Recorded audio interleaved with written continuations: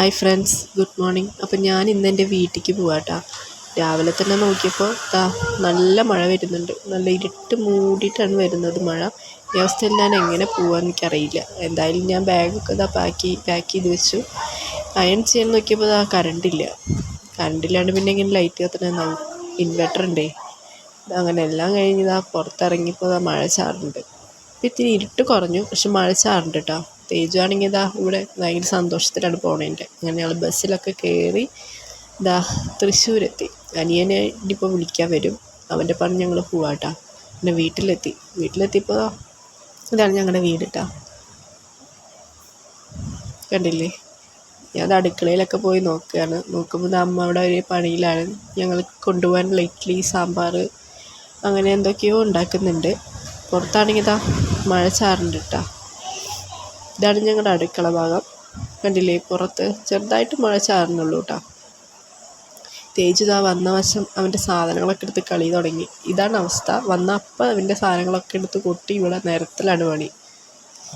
ഇത് കണ്ടില്ലേ? ഇതാണ് ഞങ്ങളുടെ പുറം ഭാഗം. ഇവിടെ 3 വീടാണ്. ഒന്ന് ഞങ്ങളുടെ വീട്, പിന്നെ ആ വീട്, പിന്നെ ഈ തറ്റത്ത് കാണുന്ന ഈ വീട്. ഈ 3 വീടാണ് കേട്ടോ ഇവിടെ ഉള്ളത്. അനിയത്തിയും കുട്ടിയും വന്നിട്ടുണ്ട്. അപ്പം അമ്മ അവരെ അടുത്ത് നിൽക്കണതാണ്. ഇതാണ് അനിയത്തിയുടെ കുട്ടി, പെൺകുട്ടി കേട്ടോ. കണ്ടില്ലേ?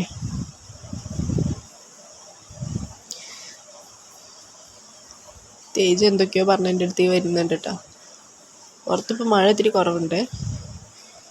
അവിടെ 2 പേരും കൂടി കളിയാണ്. കുറച്ച് നേരമൊക്കെ മിണ്ടാതിരുന്ന് കളിച്ചോളും. പിന്നെ ചിലപ്പോൾ ഒരു അടിയും ഒക്കെ ഉണ്ടാവും കേട്ടോ. ഒരാൾ കരച്ചിൽ, മറ്റാൾ കരച്ചിൽ, ഒരാളെ മാന്തി, ഒരാൾ അടിച്ചു എന്നൊക്കെ പറഞ്ഞിട്ട് കരച്ചിലായിരിക്കും കേട്ടോ. പിന്നെ എന്നാലും ഭയങ്കര സ്നേഹം കേട്ടോ. അനിയത്തിന് ഭയങ്കര ഇഷ്ടമാണ് തേജുവിന്. തിരിച്ചു അതെ കേട്ടോ. അവൾക്ക് ഇവനെ കാണുമ്പോൾ ഭയങ്കര സന്തോഷമാണ്.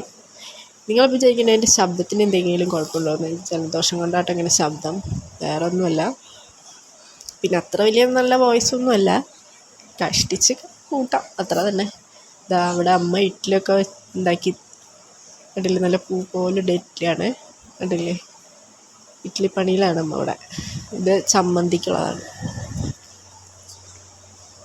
അങ്ങനെ ഞങ്ങൾ പോവാൻ റെഡിയാവാണ്. കണ്ടില്ലേ? അച്ഛനൊക്കെ റെഡിയായി, പിള്ളേരും റെഡിയായി കേട്ടോ. 2 പേരെ എടുത്ത് നടക്കുകയാണ്. ഒരാളെടുത്താൽ മറ്റാളെ എടുക്കണം എന്ന് പറഞ്ഞിട്ട് പിന്നെ വാശിയാണ്. അങ്ങനെ ഞങ്ങൾ വണ്ടി വന്നു കേട്ടോ.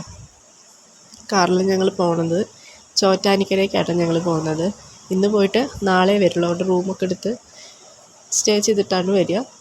അപ്പോൾ ഞങ്ങൾ പോയിട്ട് നാളെ അവിടുത്തെ വിശേഷങ്ങൾ കാണിക്കാം. അപ്പോൾ ഈ വീഡിയോ ഇഷ്ടമായി കഴിഞ്ഞാൽ ലൈക്ക് ചെയ്യുക, സബ്സ്ക്രൈബ് ചെയ്യുക.